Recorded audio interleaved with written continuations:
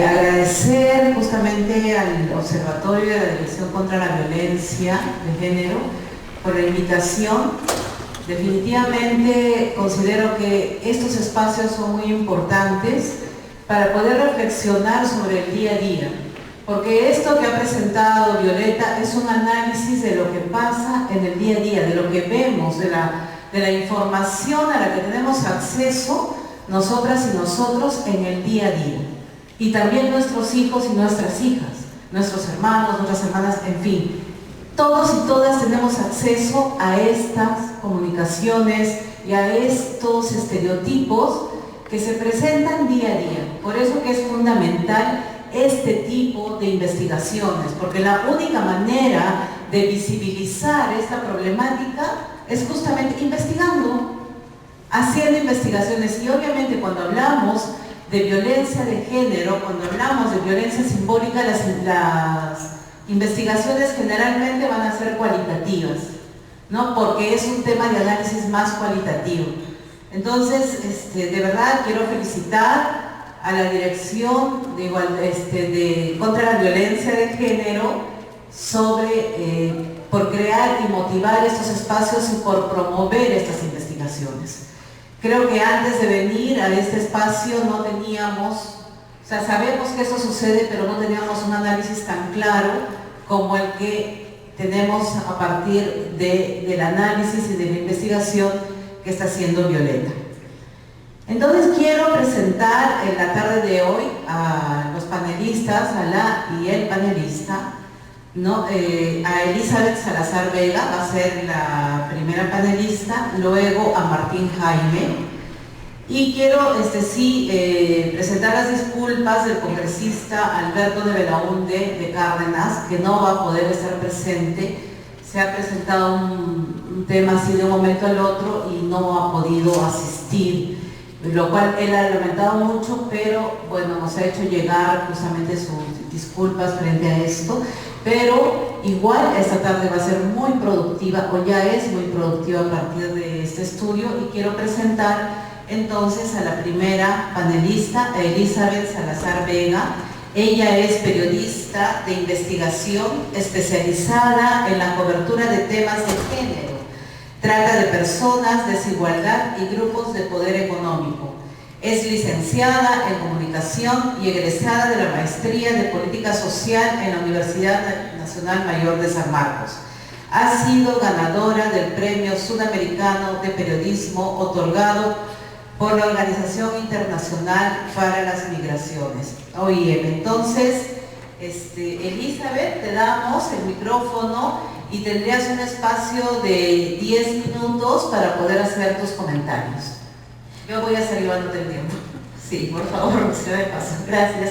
Gracias a Violeta, lo que vemos, lo que nos ha expuesto esta tarde es importante porque faltan estudios de este tipo. Estamos en el Perú recién analizando el tema de la violencia de género de una forma más macro. A veces hablamos de acoso sexual, de acoso político o de violencia simbólica y suena un poco lejano o incluso exagerado.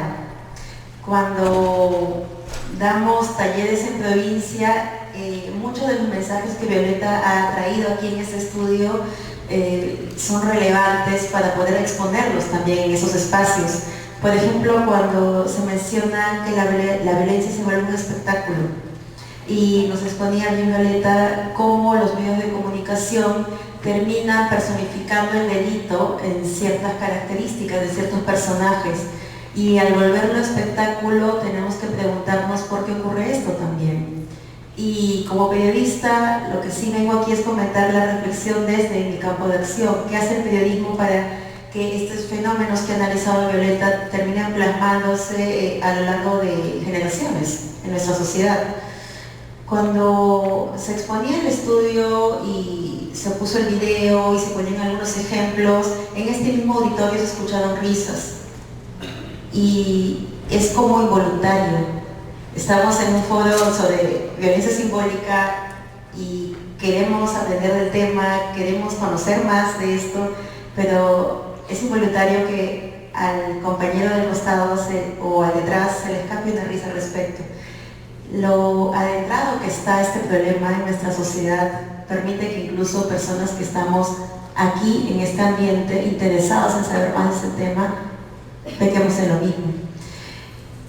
Y porque yo les mencionaba lo que ocurre con los colegas en regiones a raíz de esto, es que tenemos que entender cómo es la dinámica de los medios de comunicación en Lima que trabajan con corresponsales. Y sobre todo cuando se habla de temas de violencia, cuando se habla de víctimas. Los corresponsales de los principales medios de comunicación no forman parte de una planilla. Solo se les compra los videos, se les compra por notas concretas, notas específicas. ¿Y qué es lo que ellos hacen o van a intentar hacer para que el medio les compre su video, su grabación? Tener la escena más dramática o el audio o el video en que la víctima esté llorando, acaba de ser realmente rescatada de una red de trata de personas, y van a ver como 10 o 12 colegas están con sus cámaras, sus celulares persiguiéndolo. ¿Por qué? Cuando vamos a hacer talleres de estos temas para una cobertura responsable de temas de género, de violencia y de trata, me dicen, ustedes no saben cómo es aquí. Si yo no tengo esa grabación, no me lo compran en Lima. Si no me lo compran en Lima, yo no cobro, yo no como, yo no tengo para alimentar a mi familia. Y este es un poco la cadena en la que se ven ellos sometidos, porque no trabajan solo con un medio, trabajan con dos y están acostumbrados a que lo más revictimizante es lo que le van a comprar. Y por eso cuando nosotros prendemos los televisores en la noche, vemos el resumen de noticias de regiones del Perú, en Ayacucho, en Cusco, en Piura, muerte, golpe, asesinato, feminicidio, porque eso es lo único que llegó a pasar por el embudo de la información hasta la mesa central en Lima. Entonces este problema, sobre todo si queremos ver de violencia simbólica y cómo se va perpetuando a través del tiempo en los medios de comunicación, pasa por un director, pasa por un editor, pasa por una mesa que toma decisiones y que solo eso elige, que es lo más representativo que ocurre en una región. Y que el periodista también se somete a ese círculo porque ya está acostumbrado a ese sistema. ¿Cómo rompemos ese vínculo, ese círculo? Que es lo que ellos reclaman desde las regiones.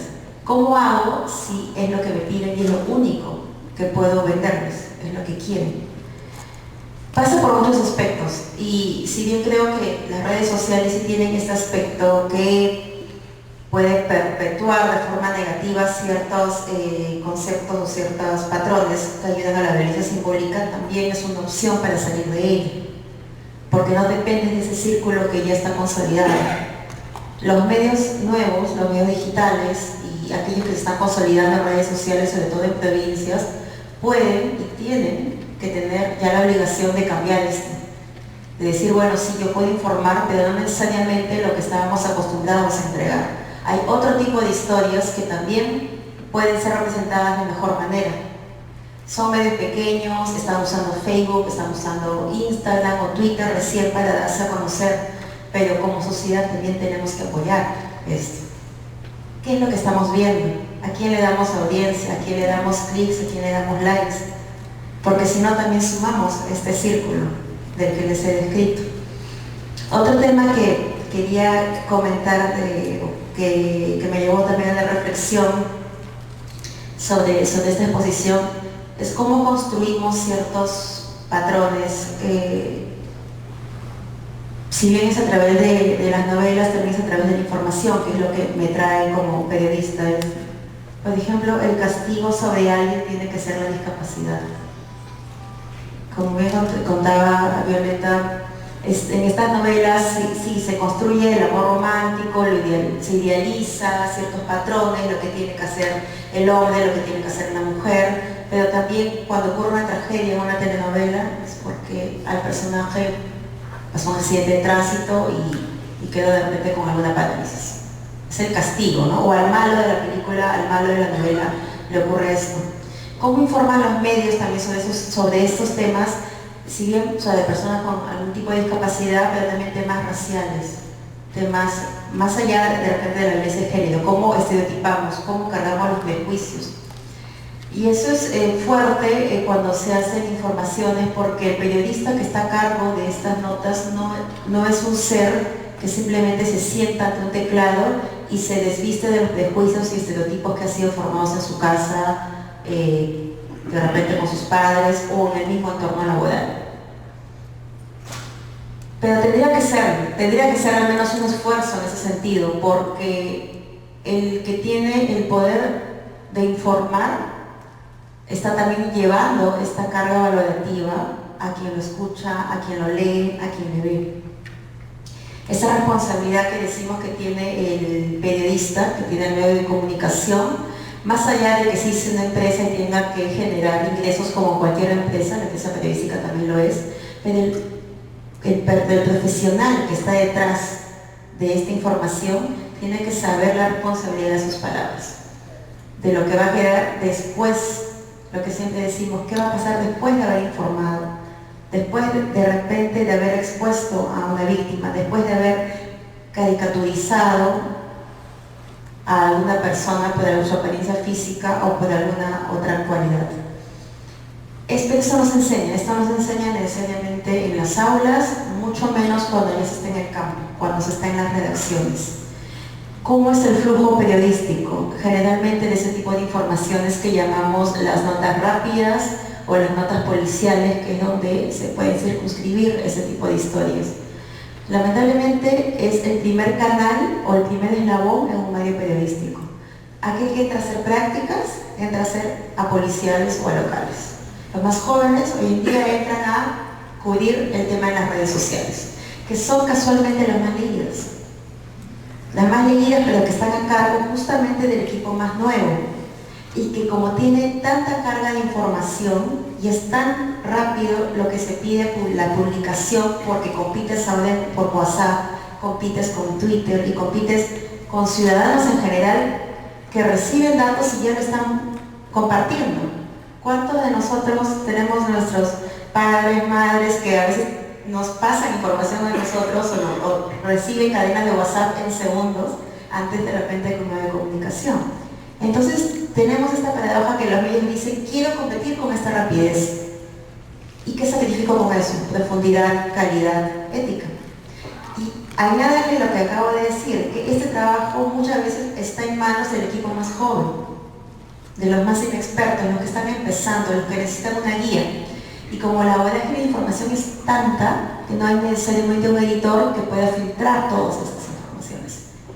Y añádale que si hubiera un editor que pueda estar contando y revisando cada una de estas notas que se difunden en el área de policiales y en la web, este editor está capacitado, este editor tiene una visión de género, sabe que esto puede ser una nota que discrimine, que sea racista, o es un editor que viene con su carga de prejuicios y estereotipos como la que todos tenemos y decide en función a eso. Entonces es importante y a veces es aterrador conocer esta cadena que está detrás del producto final, que es un medio, que es una noticia, en un medio de comunicación. Y si eso pasa en Lima, en regiones es mayor todavía, porque si bien pues, el espectro radioeléctrico es estatal, es público, en realidad hay muchos medios en provincia que no se sostienen como una empresa, como conocemos aquí en Lima, o que hay una cadena de mando, una jerarquía. Simplemente son espacios contratados. Contratas una hora, contratas media hora, y no le piden credenciales ni que pase una evaluación ética a la persona que está contratando el espacio. Solamente va a pagar y va a tener un micrófono abierto para decir y hacer lo que quiera. Y eso es grave, porque quienes escuchan, sobre todo las radios comunitarias o estos medios de comunicación en provincia, son aquellos sectores donde ya existe violencia y están perpetuando o están justificando su acción a través de estos medios y estos personajes que ellos consideran líderes de opinión.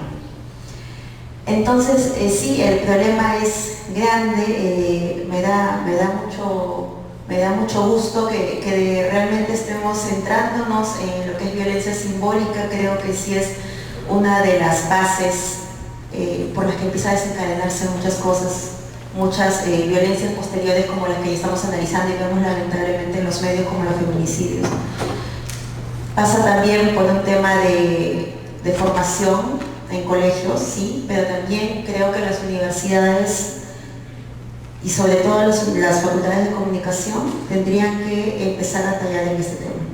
Porque es un problema que se arrastra, sí, desde siempre, sí, es un problema que debemos analizar desde que somos pequeños y nos topamos con ese tipo de mensajes. Pero si decidimos ser comunicadores, si queremos ser periodistas, más allá que en nuestras investigaciones hablemos de género, ¿no? Tenemos que tener este enfoque. Porque incluso en noticias políticas, en notas económicas se traslada eso. ¿Quiénes son los personajes que más aparecen en las notas políticas económicas? ¿Cuál es el rol que le dan a las mujeres en estos espacios? ¿No? Entonces eso es importante. Yo lo dejo aquí nada más porque ya me pasaron el cartelito, pero seguro vamos a conversar después. Gracias. Muchas gracias. Un aplauso, por favor. Elizabeth, solamente recordarles que si te quieren hacer alguna pregunta, tienen los papelitos en las carpetas que se les ha dado. Entonces van a pasar algunas personas luego del segundo panelista para recoger las preguntas y poder hacerlas aquí presentes. Entonces, ahora tenemos a Martín Jaime. Martín es antropólogo por la Universidad Nacional Mayor de San Marcos, doctor en estudios culturales latinoamericanos y magíster en relaciones internacionales, con formación en psicoanálisis lacaniano, candidato a magíster en historia de la filosofía de la Universidad Nacional Mayor de San Marcos y actualmente es docente de la Maestría de Estudios de Género y de la Facultad de Artes y Diseño Gráfico de la Pontificia Universidad Católica del Perú. Le damos la bienvenida. Bienvenido, Martín. También tienes 10 minutos. Un aplauso, por favor.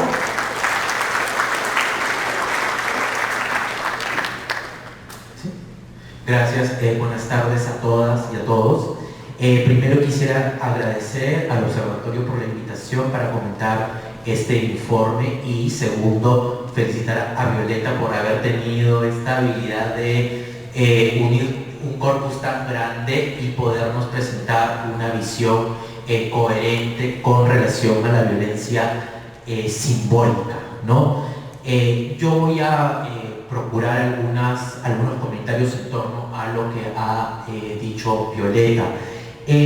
Por un lado, me parece importante iniciar esto con la importancia de la imagen, ¿no? Violeta nos ha permitido entender o ver en un primer nivel un conjunto de imágenes, ¿no? Un conjunto de imágenes que finalmente son en la sociedad contemporánea, pero no solamente en ella, sino pero ahora con mayor esfuerzo, el gran dispositivo que nos transforma en seres humanos, por decirlo así, ¿no? Para el psicoanálisis y para las ciencias sociales es importante entender cómo imagen, gusto y subjetividad es un campo plagado por las relaciones de poder, por las relaciones de dominación y por las relaciones de violencia. Y creo que este trabajo en particular nos ayuda a ver esa relación. Me parece importante, la gran pregunta es ¿qué nos seduce? ¿No? Si ustedes se dan cuenta, en lo que Violeta nos ha mostrado son imágenes que usualmente no son cercanas, no son apetecibles. Seguramente no a todos, sin duda, pero a una mayoría significativa. Y esta imagen puede promover violencia o también puede ser una forma de combatirla, ¿no? Entonces ahí yo creo que es importante entender esa relación, ¿no? ¿Por qué? Porque como lo dijo Violeta, esta imagen, esta relación funda prejuicios, estereotipos y ambos son mecanismos fundamentales para construir aquello que nos gusta, ¿no? Nuestro límite, los límites de nuestra subjetividad son los límites de nuestros propios gustos, ¿no? Es decir, ¿qué consideramos bonito? ¿Qué consideramos feo? ¿no? ¿Qué rechazamos? ¿Qué aceptamos? ¿No? Ese es un campo muy complejo, ¿no? Eso es, aunque parezca muy cotidiano, muy usual, es un campo de reflexión complejo, ¿no? En ese sentido, a mí me gustaría recordar algo que en el psicoanálisis lacaniano es muy común, pero en los estudios culturales en general, ¿no? Y es el hecho de cómo este conjunto de materiales que Violeta nos ha presentado sintomatiza la relación en la sociedad entre lo masculino y lo femenino, ¿no? Violeta ha insistido una y otra vez cómo cada una de estas imágenes y cómo la relación entre los sujetos, las personas y estas imágenes establece lo que se ha tratado de conceptuar o llamar la diferencia sexual, ¿no? La diferencia sexual, es decir, dónde nos colocamos dónde colocamos lo masculino y dónde colocamos lo femenino, ¿no? En la exposición hemos visto cómo existe un conjunto de elementos como el amor romántico, como las masculinidades racionalizadas, etcétera, etcétera. Las muñecas Barbie, bueno, todos estos materiales que hemos visto, cuya finalidad es establecer qué es un hombre y qué es una mujer y qué acciones, pensamientos, deseos le corresponde a cada uno de ellos, ¿no? Aquí esto es fundamental porque a partir de estos prejuicios y estereotipos se establecen prácticas sociales, muchas de ellas violentas, ¿no? Esto en primer lugar. En segundo lugar, me gustaría hacer esta relación entre la producción de imágenes y las estructuras sociales, ¿no? Las estructuras sociales, entendamos que vivimos, debemos entender que vivimos en una sociedad violenta, ¿no? Es decir, además, cada sociedad a lo largo de la historia y a lo largo del mundo gestiona su violencia. Sin embargo, obviamente la sociedad peruana tiene ciertas características. Creo que es importante establecer al menos una relación analítica sobre las características de nuestra violencia, o la forma como se gestiona la violencia y estos productos visuales, ¿no? Hay temas particulares como el racismo, como el sexismo, que constituyen una fibra dentro de nuestra sociedad, dentro de grandes periodos de violencia, ¿no? Hemos sido una sociedad que ha pasado por episodios de violencia dramática y que ahora seguimos en una, digamos, al menos tensión que se va esparciendo, ¿no? Y extendiendo por toda la sociedad. La gran pregunta, creo, es cómo este tipo de vivencia, de la violencia estructural, también constituye una violencia simbólica cuando hablamos de sexismo y de racismo, ¿no? Entonces, me parece importante. Por otro lado, me parece fundamental ver cómo en el material expuesto y analizado por Violeta hay sin duda la necesidad de ver la interseccionalidad de la vulnerabilidad y de la discriminación. Es decir, esta capacidad de entender que la violencia se estructura de una manera conjunta, ¿no?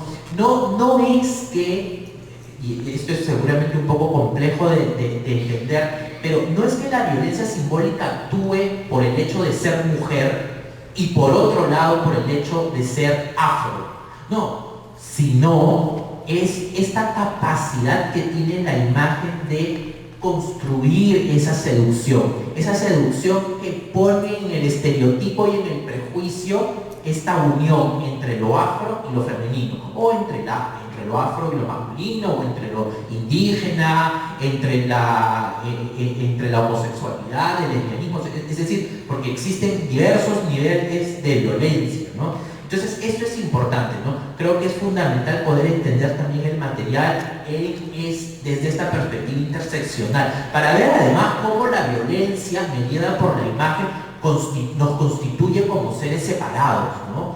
Que evidentemente establece relaciones de discriminación y violencia, ¿no?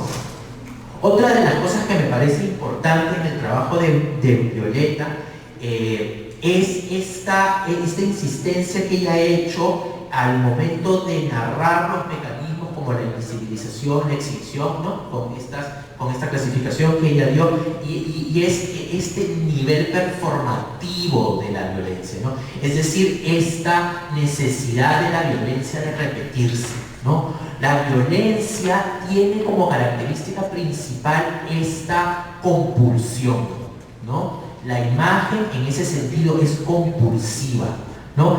Y creo que ahí es en donde podemos encontrar las posibilidades de transformar, de construir estrategias. Ya hace muchos años, 30, más, 40 años, una autora feminista, especialista en estudios visuales, Laura Mulvey, planteaba la posibilidad de construir, de quebrar este placer visual androcéntrico. Ella lo llamaba así. La idea consistía en lo siguiente: ella suponía que la imagen nos seducía, ¿no? La imagen establece una forma de vivir. Y lo que ella decía es que muchas de las imágenes procuraban una suerte de historia que le producía placer a lo que ella llamaba androcéntrico. Por ejemplo, el amor romántico, ¿no? La historia típica contada en las novelas del papel de la mujer más sometido y el hombre, el gran galán, etcétera, etcétera. O los asesinatos. Esto se aplica a muchos productos, a la prensa, a los medios de comunicación, etcétera, etcétera. No, hay toda una historia que nos permite, que nos gusta, que nos agrada, que nos seduce, que nos deja en un lugar, que nos deja cómodos, que nos deja cómodas, ¿no? Eso es a lo que ella llamaba el placer visual, ¿no? Y yo creo que a partir de ahí es en donde se puede establecer una estrategia concreta, ¿no? Hay que generar espacios en donde podamos consumir o de manera alternativa esta imagen, ¿no? En el mismo libro de Bourdieu, La violencia simbólica, la dominación masculina, en donde desarrolla una parte del concepto de violencia simbólica, él al final propone una estrategia para poder salir de esta violencia, ¿no? Y él dice, hay que historizar esta violencia. Es decir, hay que volverla a contar desde los nuevos y las nuevas protagonistas. Y en particular hacía mención a las mujeres, a los movimientos de mujeres, pero también a otros movimientos que puedan darnos una interpretación alternativa de cómo consumimos esta imagen y cómo podemos desmontar, ¿no? Desmontar esta relación violenta que muchas veces los medios de comunicación, pero entre otros, la sociedad en general, incentiva a construir, ¿no? Entonces me parece que eso es fundamental para poder construir otras maneras de consumir estas imágenes. Muchas gracias. Muchísimas gracias. Un aplauso, por favor. Bien, entonces hemos escuchado a los dos panelistas, ¿no?, comentar sobre justamente el estudio que ha realizado Violeta, y con aspectos muy importantes que al finalizar vamos a cerrar con esto, pero quiero dar pase ahora, porque ustedes, a la participación de ustedes, de cada una y de cada una de las personas que están aquí presentes, porque ustedes han realizado preguntas, ¿no?, tienen inquietudes, y aquí justamente están los panelistas, las y los panelistas para poder contestar, para poder contestar a las preguntas y a las inquietudes que ustedes están presentando. Entonces, les voy a dar 5 minutos a cada una y a Martín para poder responder. Vamos a comenzar entonces por Martín. Yo tengo aquí 2 preguntas. La primera está relacionada a la relación que tiene las pulsiones con la violencia simbólica. Si son compatibles, sí, claro que sí. Bueno, ahí habría que especificar algunas cosas, pero en principio la respuesta es sí. Las pulsiones para el psicoanálisis son resultado de, vamos a decirlo así, la introducción de ese otro, ¿no? de esa ley, de ese simbólico, y la pulsión es el resultado, digamos, de ese choque entre el cuerpo y la ley. Entonces, estas pulsiones son lo que sostiene la subjetividad, ¿no? Estas repeticiones, por decirlo así. Un aspecto de esas repeticiones es la violencia, claramente, ¿no? La homofobia, la violencia, bueno, la violencia de género en sus múltiples facetas, ¿no? El acoso, la violencia física, psicológica, sexual, etcétera, etcétera, sí tiene que ver en alguna parte con eso. De hecho, para el psicoanálisis, porque no puedo hablar del psicoanálisis, ¿no? Para una versión del psicoanálisis, una parte del psicoanálisis, la violencia de género contra las mujeres sería justamente parte de esta incapacidad que tiene la sociedad contemporánea de ir a lo simbólico y más bien vivir en el goce, en la pulsión, ¿no? La violencia así desencadenada es una manera más de vivir la pulsión, ¿no? A ver, la otra es cómo contextualizaría, bueno, esta es una gran pregunta, ¿cómo contextualizaría el Perú respecto a la violencia en el marco de generar reflexión enfocada en prevención? Sí, bueno, es que creo que en el Perú en particular es una sociedad fragmentada, ¿no? En general, las sociedades tienden a ser fragmentadas, esto no es ninguna novedad, pero en el Perú existen mecanismos particulares, el centralismo, por ejemplo, el centralismo de Lima con respecto a otras regiones, o por ejemplo, la visión que se ha tenido sobre lo indígena y sobre lo afro o sobre lo amazónico también es algo problemático. La violencia ciudadana, pero la violencia también política, la violencia en todos los niveles ha hecho de que las personas muchas veces no construyamos mecanismos públicos, ¿no? Por ejemplo, en Lima y en el Perú en general el espacio público es bastante reducido, a las verdades, ¿no?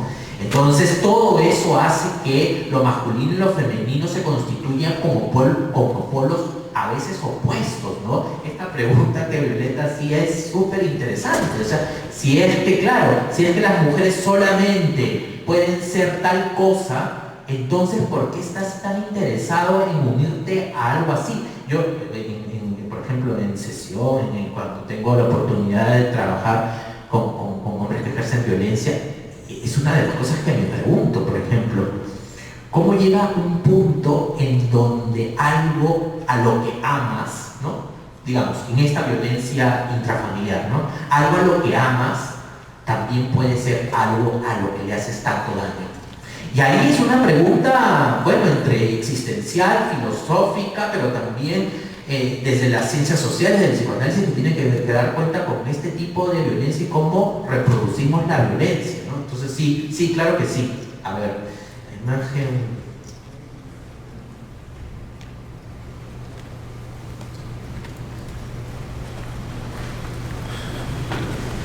Sí, a ver, aquí me preguntan sobre la relación entre la seducción. Sí, el papel seductor de la imagen tiene que ver con la capacidad de ayudarnos, por un lado, a constituirnos, ¿no? Como seres humanos, pero por otro lado también a establecer nuestros gustos, ¿no? Seguramente todas las personas dicen, no me gusta esto, no me gusta esta persona, no me gusta lo otro, no me gusta esto. A todos nos pasa. El punto aquí y lo que la crítica contemporánea hace es hacernos pensar la capacidad que tiene cada una y cada uno de nosotros para quebrar ese gusto. Ese gusto no puede ser un gusto cerrado, no puede ser un gusto, vamos a decirlo así, narcisista. Tiene que abrirse, porque si no se abre, claramente el resultado es la violencia. La violencia, y ya no ni siquiera simbólica, sino la violencia en su sentido más brutal, ¿no? Y ya. Entonces, frente a eso, claro, la imagen y la seducción de la imagen sí puede constituir factores para promover la violencia, ¿no? La violencia de género en particular. Claro que sí. Cuando un hombre, estoy poniendo un ejemplo, ¿no? Cuando un hombre dice, mi esposa, por decirlo, mi pareja tiene que cumplir ciertos requisitos y tiene que ser así, tiene que hacer esto, si no es tan lógico el asunto, ¿no? Pero en todo caso, como consecuencia de esa imagen, ejecuta la violencia, ahí hay un factor seductor de la imagen, ¿no? Ahí está, a eso me refiero con ese factor seductor de la imagen, ¿no? Es esa capacidad que establece un gusto particular. No me refiero al gusto como lo rico, ¿no? Sino me estoy refiriendo a aquello que es aceptable, ¿no? Y claramente la violencia está ligada profundamente a cómo cada persona construye ese gusto, ¿no? Y los límites de la violencia son los límites de nuestros propios gustos. Es por eso que hay que politizar ese gusto, ¿no? Sí, tengo un grupo de preguntas que podríamos juntarlas. Dicen si hay algún proyecto de ley para que el público reciba las noticias que merecemos escuchar. No hay sanciones para los medios televisivos. Otro me pregunta cuál es el rol de Concord TV y de la Sociedad Nacional de Radio y Televisión. Y si tengo un caso concreto que fue noticia en el mundo de los espectáculos y más allá, sobre Angie Arizaga y Nicola Porcela. Si un hombre maltrata físicamente o psicológicamente a una mujer, luego ya vuelve con él y él vuelve a violentarla, ¿quién es el culpable? Y cita en este caso. Y propuesta de cómo regular desde nuestra participación a los medios de comunicación en provincias sobre la violencia simbólica. Me quedo retomando de estas tres preguntas que he leído la frase ¿quién es el culpable de un acto de violencia? Y nuevamente cuando nos hacemos esas preguntas tenemos que reevaluarnos. Y siempre digo que estamos en este proceso, ¿no? De identificar, no voy a decir que está bien o que está mal porque no hay blancos y negros, pero cuando hablamos de un hecho de violencia físico-psicológica, no es que haya exactamente ese culpable o estamos hablando de bancos, ¿no? ¿Qué se hace en casos mediáticos o casos de exposición como estos? Tenemos dos personajes públicos, no solamente ocupando las noticias, los noticieros de la programación local, también a través de sus redes sociales se hablaba del tema, hubo hashtags que estaban apoyando a alguno de ellos, en Instagram compartieron fotos y me pareció demasiado importante, fuerte, cómo puede generar una corriente de opinión un hecho de este tipo en un contexto actual donde se está exponiendo ya con nombre y apellido, por así decirlo, los temas de violencia contra la mujer. Y me parece todavía más fuerte que haya muchas adolescentes y jóvenes que apoyan al personaje y por lo tanto también empiezan a apoyar sus acciones. Más allá de analizar eso, que no es el tema por el que me están preguntando, ¿qué se puede hacer cuando ocurren estos mensajes, cuando ocurren estas situaciones en los medios de comunicación, cuando nuestros hermanos, hijos están viendo este tipo de situaciones y también forman parte del debate? Porque se crearon hashtags de apoyo y también estás tomando posición, a veces porque te gusta el personaje, porque te identificas con él y por lo tanto, si hace algo bien o hace algo mal, también me sumo a eso, más allá de una reflexión. Los medios exponen estos problemas, este tipo de situaciones, porque ya vimos de rating, de likes, de seguidores. ¿Qué cosa hace el Estado? ¿Cómo se puede hacer un proyecto de ley al respecto? En realidad existe la ley de radio y televisión desde el año 2004. Existe esa posibilidad de que si alguna persona tiene que hacer un reclamo por el contenido no ético de un medio, tiene todo el derecho de acudir al medio y presentar el reclamo. Y si no es al medio, a la Sociedad Nacional de Radio y Televisión. En teoría, ambos tienen que tener un código de ética que les permita responder de manera inmediata al reclamo. Luego de este código de ética, si no tiene una respuesta la persona que está reclamando por un hecho puntual, por ejemplo, el caso que acabamos de mencionar, podría acudir al Ministerio de Transportes y Comunicaciones a hacer una demanda ya formal. Pero ¿qué ha pasado? En estos 14 años que está la ley, el Ministerio de Transportes solo ha emitido 3 fallos en 14 años. Uno de los más conocidos fue por el programa de la paisana Jacinta, que conocemos la historia y cómo vino la sanción luego de muchos años de proceso y de reclamos. Entonces el mecanismo no está funcionando. Existe este sistema legal, esta opción, como muchas otras normas lamentablemente no está funcionando para lo que queremos o que haya realmente una regulación ética. Apuesto más por la autorregulación, no que haya alguien que te diga qué hacer o qué no hacer. Nuevamente las leyes existen y nos dicen eso y no se cumplen. La autorregulación implica también que haya un compromiso de parte de la publicidad, de quien pone las tandas publicitarias en los medios de comunicación, que es donde se mantiene económicamente a esta empresa. Pero acá también hay un círculo vicioso que tenemos que contar, porque la publicidad alimenta aquellos programas, de aquellos canales que pueden pagar por una medición del rating. Hay muchos programas pequeños o canales muy pequeños, incluso fuera de Lima, que pueden tener mucha sintonía, pero que no tienen dinero para pagar esta medición de rating. Entonces, la publicidad no tiene cómo decir, bueno, tú me dices que tienes tantos televidentes o tantos oyentes, pero muéstrame tus cifras. No tengo cómo demostrarlo, entonces no voy a poner publicidad en tu medio, porque no lo puedes demostrar. Y voy al de siempre, a los canales de siempre, a las radios de siempre. Entonces es un círculo vicioso. El dinero llega de la publicidad a estos grandes medios que deciden, porque deciden poner ese tipo de programas o resaltar estos determinados mensajes. Y nosotros como sociedad seguimos dándole play a estos programas. Responsabilidad de todos, como decía hace un momento, confío mucho en la autorregulación, pero también en estos nuevos espacios. Hay programas que se conocen por internet, que se conocen más por redes y sí tienen esta audiencia. ¿Cuántos de acá tenemos cable y analicen cuántas horas le dedican a ver la televisión local y cuánto a ver el cable? O ni siquiera el cable, ni siquiera la televisión local, vemos Netflix o algún programa en internet. Entonces, realmente estos mensajes están quedando para la televisión local y lamentablemente para personas que no tienen otras opciones de ver otro tipo de programación o de elegir, porque incluso en esto elegir es un privilegio. Quiero ir con otra pregunta. Los medios venden, que tiene relación con lo que estamos comentando ahorita un poco, los medios venden esos temas, entiendo, porque se victimizan o al lector le gusta el morbo.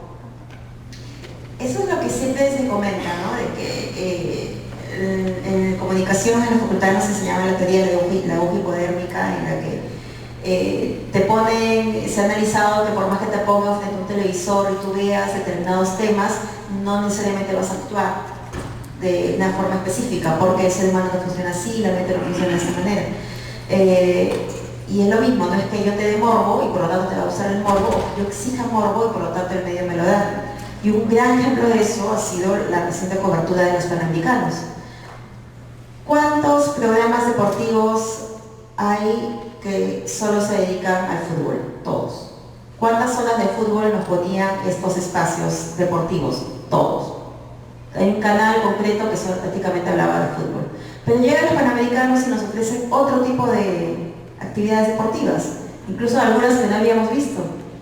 Y la digamos, cantidad de rating, sintonía que tuvo, la cantidad de hashtags compartidos, la gente que fue a verlo y compartía sus fotos en el lugar y los comentarios respecto a estos nuevos deportes. ¿Qué pasó? De un momento a otro dijeron, bueno, quiero cambiar de gusto porque toda la vida iba al fútbol y quiero aprender otras cosas. No, porque se abrió el abanico de posibilidades y hubo esta opción de elegir y decir, sí, mira, hay otros tipos de deportes que me pueden llamar la atención, que me gustan. Entonces, esto es un ejemplo muy chiquito de que no es que el público exija morbo, por lo tanto yo le doy morbo. El público exige fútbol y por eso solo mis programas son de fútbol. No, es lo único que le ofreces. Siempre hay esta opción de quiebre. Acá hay otra pregunta. poco más general, cómo se puede denunciar, luchar contra la violencia de géneros y la corrupción, y las mismas autoridades o sus representantes traban o insultan a las víctimas, y cómo podemos disminuir la violencia simbólica desde raíz, cómo darse cuenta si alguien está violentando simbólicamente.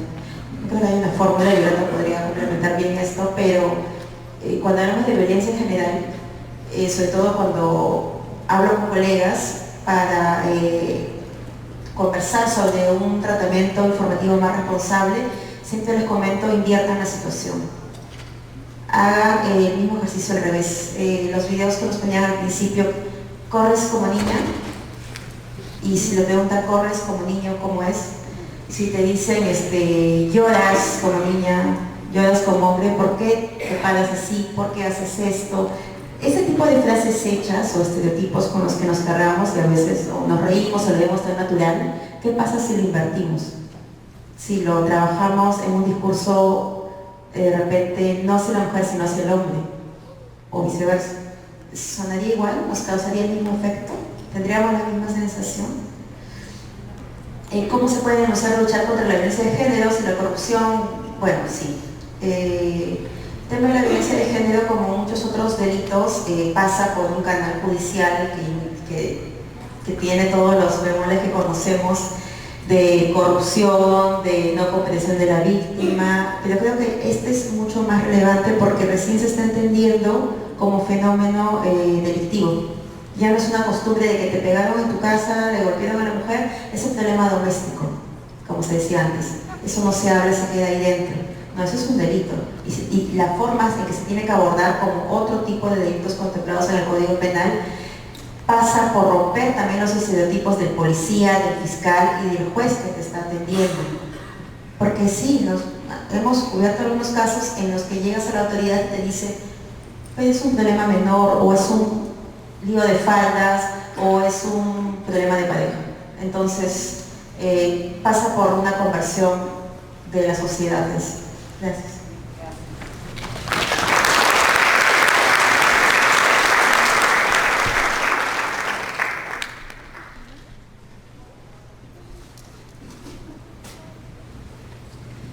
Bueno, yo también he agrupado las preguntas. Para empezar, me preguntan, o sea, desde mi lugar de enunciación, ¿no? O sea, si no estoy también con un prejuicio frente a los medios de comunicación, en concreto los operadores de comunicación y operadores de justicia. Ahora, he hecho varios talleres con operadores de comunicación, pero al final de cuentas, ellos no tienen el poder lo tienen los propietarios de los medios de comunicación, ¿no? Entonces, no mandan, digamos, ellos en los medios. Hay mucha gente que me ha explicado que ha realizado productos alternativos. Me acuerdo de un taller en Puno, donde prácticamente los periodistas ahí estaban en pie de revuelta. Yo decía, ahorita que nos sacan a patadas, porque consideraban, por ejemplo, que el Estado era incapaz de poder regular, se sentían profundamente discriminados, decían: la televisión que nos llega es solamente la que tiene noticias de Lima.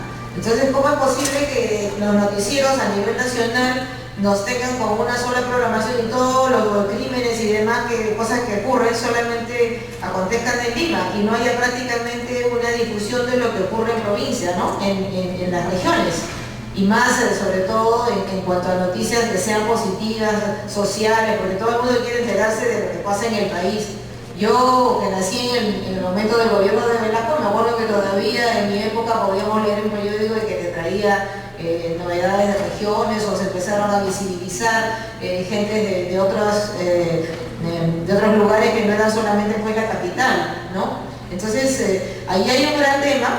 En cuanto a lo que los medios hacen, y me he estado preguntando también por el costo, que creo que me falta incidir más en eso en el estudio, el costo que puede tener un programa que siempre está focalizándose en lo mismo. Acabas de hablar de los Juegos Panamericanos, me pareció un ejemplo precioso el de los Panamericanos y luego los Parapanamericanos, que por fin visibilizaba otras cosas que no eran el fútbol, por fin visibilizaba que las personas con alguna capacidad distinta eran justamente capaces de remontarla y hacer disciplina física. Entonces eso era maravilloso y para nuestros ojos fue algo así, ¿no? Entonces, ¿qué pasa? La audiencia peruana, generalmente el peruano medio no viaja demasiado, ya vivimos en una sola sociedad. En Lima estamos todos centralizados en el embotellamiento, o sea, siempre, nunca salimos a otro lugar, no comparamos otras realidades. Entonces, estamos carentes de una serie de estímulos que, bueno, si ustedes miran, por ejemplo, las estadísticas de turismo, el país que invierte más en turismo, que más turistas envía al extranjero, pues es un país europeo, puede ser Alemania, puede ser Francia, etc. Cuando se hace la pregunta de cuántos viajes al extranjero hace un peruano, pues de repente uno en su vida, ¿no? El viaje con el que emigró a España y punto. Entonces, ese es nuestro panorama. Cuando uno enciende la radio, ¿qué tiene? Las mismas canciones que yo oí hace 30 años, ¿no? Y entonces, qué triste panorama el que estemos dando vueltas en lo mismo, reproduciendo, faltos de otros estímulos. Encima, vemos cuestiones repetitivas en la televisión. Todo esto me conduce a una sola respuesta. Esto no vale nada, ¿no? O sea, ¿qué costo de producción puede tener el producir un programa televisivo o un programa radial así, ¿no? No solamente que las audiencias lo piden, sino que ahí hay un bajo costo y obviamente los productos son pobres y son pobres los estímulos para nuestras conciencias, ¿no? Todo esto lamentablemente tiene un costo que repercute también en un costo social del Estado, que van a ser conductas violentas, una escasa salud mental, pocos estímulos para, digamos, la educación desde los niños, etc., ¿no? Entonces es un tema que habría que verlo también desde el aspecto económico. Bueno, agradezco que me hizo esta pregunta porque me ha llevado a otra explicación, pero bueno, operadores de comunicación y operadores de justicia, se ha hecho mucha capacitación con ellos, pero más aún los de comunicación que los de justicia están subordinados a lo que digan las empresas, y las empresas incluso han contestado diciendo que ni ellos mismos tienen el control porque de alguna manera están subordinados a lo que los auspiciadores piden como programa, ¿no? Pero esto habría que investigarlo mucho más. Me preguntan varias veces en cómo se manifiesta la violencia simbólica. Me temo que hay una confusión entre violencia simbólica y violencia psicológica, o que la violencia simbólica es una forma de violencia como puede ser la violencia económica, etc.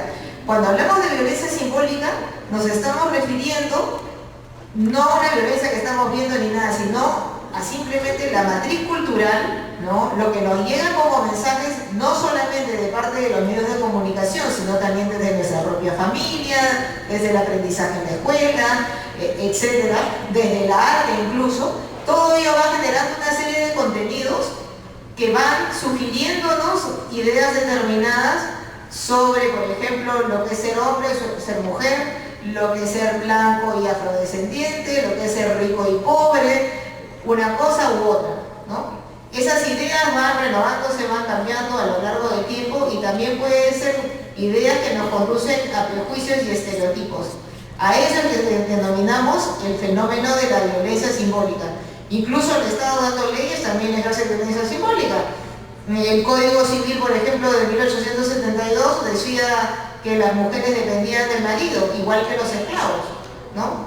Eso ha cambiado, ¿no?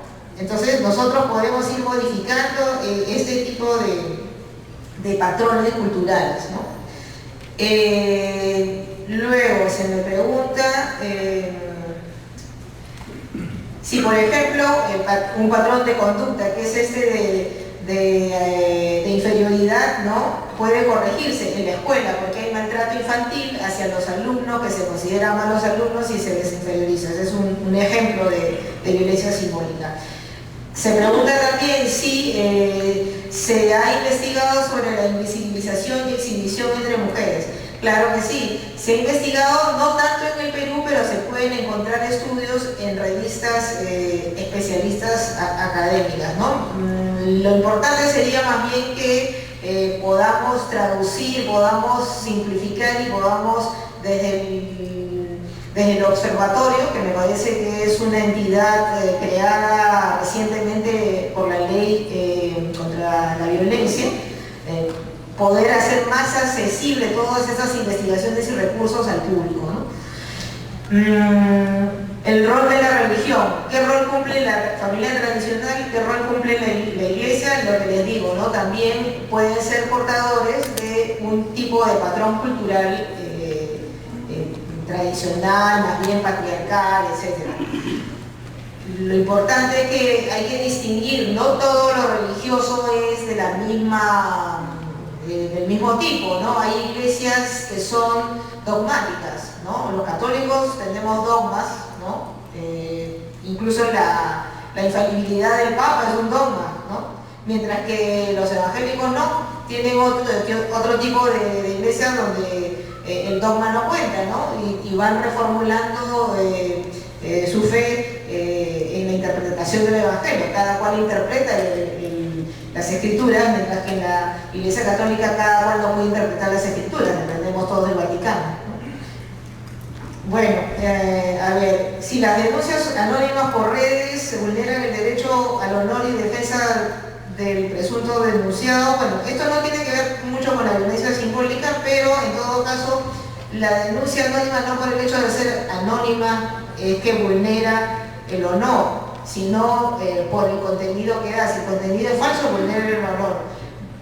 Últimamente se está usando mucho el tema de la denuncia anónima como una forma de protección y de más bien incentivar a que la gente que ha sido abusada pueda, digamos, revelarlo, pero obvio esto también se presta a abusos en el sentido de que puedan haber denuncias falsas.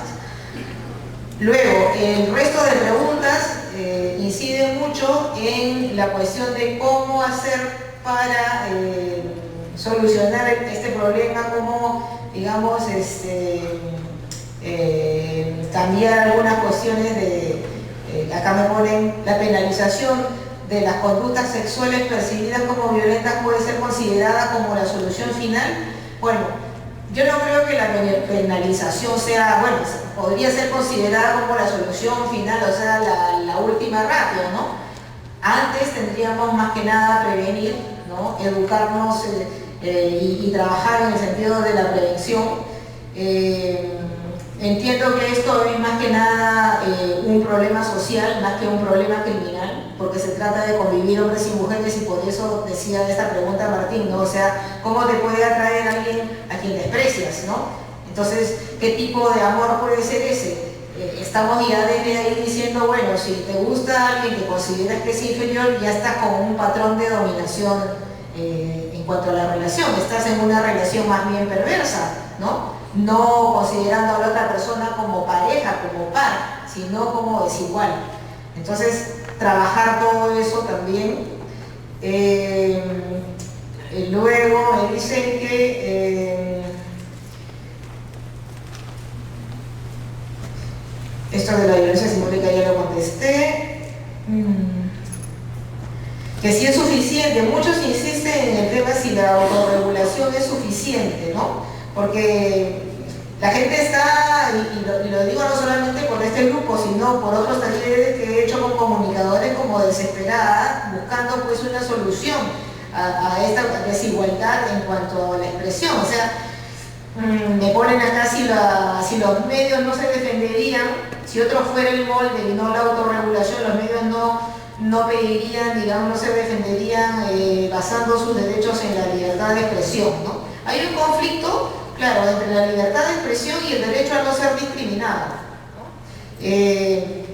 Y resulta que en la libertad de expresión parece que fuera lícito que desde una entidad que tiene el poder de emitir señales, ¿no? Se me pudiera a mí representar, ¿no? Yo soy, por ejemplo, alguien que vive pues en la selva y se hace una ridiculización de lo que soy. Es como cuando, por ejemplo, salimos al extranjero, nos vamos a Argentina, y entonces hay un montón de memes o de programas chistosos que se burlan de los peruanos, ¿no? Y yo digo, soy peruana, y me ha pasado yendo a algún congreso, Y he oído a mis espaldas salir a hablar a otra colega y decía, esa peruana tendrá algo que decirnos, ¿no? Claro, porque como los peruanos no pensamos, como los peruanos no tenemos hegemonía intelectual, no vamos a universidades americanas ni tenemos la producción editorial que por ejemplo hay en Argentina, entonces obvio el estereotipo del peruano que va ahí como migrante económico dice, ¿qué me puede dar a mí? ¿No? Si yo tengo editoriales, produzco, entonces el estereotipo calza perfectamente. Entonces a nadie le gusta que digamos quien tiene el poder hable libremente y basándose en una libertad de expresión, discriminando, produciendo un estereotipo. Eso es un tema muy fino. Se trata, digamos, no de censurar, sino de autorregular, pero esa autorregulación tiene que ser eficiente, ¿no? O sea, no vas a decir, vamos a autorregularnos y convocamos a una reunión y nos miramos las caras y no hacemos nada. Tiene que haber medición de datos, ¿no? Medición de resultados, etcétera, ir concretando más bien de alguna manera la autorregulación. ¿Qué más? ¿Cómo se proyecta implementar el programa de Media Literacy en los colegios? Todavía es una propuesta, lo que se ha encontrado en la investigación es, digamos, el desarrollo de esta idea en varios artículos de investigación. Vamos a proponerlo para que pueda realmente concretarse. Ojalá que el Ministerio de Educación y el Ministerio de la Mujer puedan ahí colaborar uno con el otro en esta nueva propuesta, ¿no? Ya se habló entonces del tema de la denuncia de Concord TV y finalmente, claro, esta sería una forma de explicar a los menores sobre la violencia simbólica. Media Literacy es una de las formas. Y si existen recomendaciones específicas para el campo de la publicidad de medios o de los productos en sí mismos. No tenemos recomendaciones específicas porque lo que se ha tratado es de hacer un estudio exploratorio, pero dado que se ha, digamos, señalado algunos fenómenos encontrados en el campo de la publicidad, ya será a los especialistas en publicidad de seguir profundizando en nuestros hallazgos para poder dar estas recomendaciones, ¿no? Principales pendientes de la investigación. Hubo muchísimos, porque la verdad es que ha sido un universo amplísimo que cuando vi los términos de referencia del Ministerio felicité la iniciativa, pero por otro lado era como remar en el ancho mar y creo que es, si no el inicio de una investigación que tendría que profundizarse no solamente desde el Ministerio, ¿no? Sino desde otros espacios, la universidad, los institutos, las propias asociaciones de prensa, etc. Gracias. Gracias, Violeta.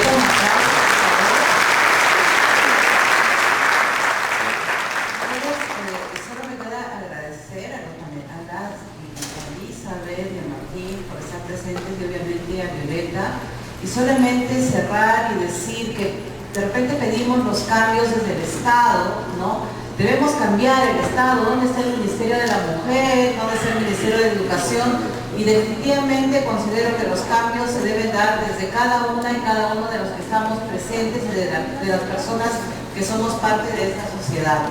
Esos son los cambios, ahí comienzan los cambios. Y las políticas públicas van a complementar mucho a que todo esto funcione. La tolerancia social a la violencia contra las mujeres cada vez, lejos de disminuir, aumenta. Eso nos lo demuestran las encuestas de ENADES, que se hacen, que se han hecho dos encuestas y se dice, desde la encuesta del 2013 a la del 2015, lejos de disminuir la tolerancia a la violencia hacia las mujeres, se ha incrementado. ¿Qué quiere decir? Que seguimos justificando que las mujeres debemos ser violentadas y eso de ninguna manera se debe dar. Esos son los cambios que tenemos que hacer desde inclusive antes de nacer. En nuestras manos como padres, madres, profesionales está el cambio. No esperemos que solamente desde el Estado, ¿qué está haciendo el Estado? ¿Qué es así? El Estado es responsable y por eso hay un Ministerio de la Mujer y por eso también se crean estos espacios de reflexión y de análisis.